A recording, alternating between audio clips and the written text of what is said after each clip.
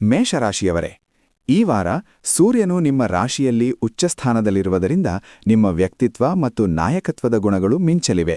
ನಿಮ್ಮಲ್ಲಿ ಆತ್ಮವಿಶ್ವಾಸ ಹೆಚ್ಚಾಗಲಿದ್ದು ಹೊಸ ಜವಾಬ್ದಾರಿಗಳನ್ನು ವಹಿಸಿಕೊಳ್ಳಲು ಇದು ಸೂಕ್ತ ಸಮಯ. ಸೂರ್ಯನ ಪ್ರಭಾವದಿಂದ ನೀವು ಹೋದಲ್ಲೆಲ್ಲ ಪ್ರಭಾವಶಾಲಿಯಾಗಿ ಕಾಣಿಸಿಕೊಳ್ಳುತ್ತೀರಿ. ವೃತ್ತಿ ಮತ್ತು ಆರ್ಥಿಕತೆಯಲ್ಲಿ ಗುರುಗ್ರಹದ ಬೆಂಬಲವಿರುವುದರಿಂದ ನಿಮ್ಮ ಸಂವಹನ ಕಲೆ ವೃದ್ಧಿಯಾಗಲಿದೆ. ಹೊಸ ಆಲೋಚನೆಗಳನ್ನು ಹಂಚಿಕೊಳ್ಳಲು ಮತ್ತು ಮಾರ್ಗದರ್ಶಕರನ್ನು ಸಂಪರ್ಕಿಸಲು ಇದು ಸ್ಥಳ. ಶುಕ್ರನು ಬಲವಾಗಿರುವುದರಿಂದ ಆದಾಯ ಹೆಚ್ಚಳಕ್ಕೆ ಅಥವಾ ಸುಖ ಸೌಕರ್ಯಗಳಿಗೆ ಅವಕಾಶಗಳಿವೆ. ಆದರೆ ಮಂಗಳ, ಶನಿ ಮತ್ತು ಬುಧ ವ್ಯಯಸ್ಥಾನದಲ್ಲಿರುವುದರಿಂದ ಅನಗತ್ಯ ಖರ್ಚುಗಳ ಬಗ್ಗೆ ಎಚ್ಚರವಿರಲಿ. ಕೆಲಸದಲ್ಲಿ ಸಣ್ಣಪುಟ್ಟ ತಾಂತ್ರಿಕ ದೋಷಗಳಾಗಬಹುದು, ಆದ್ದರಿಂದ ದಾಖಲೆಗಳನ್ನು 2 ಬಾರಿ ಪರಿಶೀಲಿಸಿ.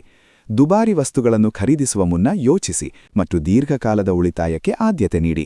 ಸಂಬಂಧಗಳಲ್ಲಿ ನಿಮ್ಮ ಆಕರ್ಷಣೆ ಹೆಚ್ಚಿದ್ದರೂ ಸ್ವಲ್ಪ ಜಾಗರೂಕತೆ ಅಗತ್ಯ. ನಿಮ್ಮ ನಾಯಕತ್ವದ ಗುಣವು ಇತರರ ಮೇಲೆ ಹತೋಟಿ ಸಾಧಿಸುವಂತೆ ಇರದಿರಲಿ. ಬುಧನ ಪ್ರಭಾವದಿಂದ ಸಂವಹನದಲ್ಲಿ ಸಣ್ಣಪುಟ್ಟ ಗೊಂದಲಗಳಾಗಬಹುದು, ಹಾಗಾಗಿ ಪ್ರೀತಿಯಿಂದ ಮತ್ತು ಸ್ಪಷ್ಟವಾಗಿ ಮಾತನಾಡಿ.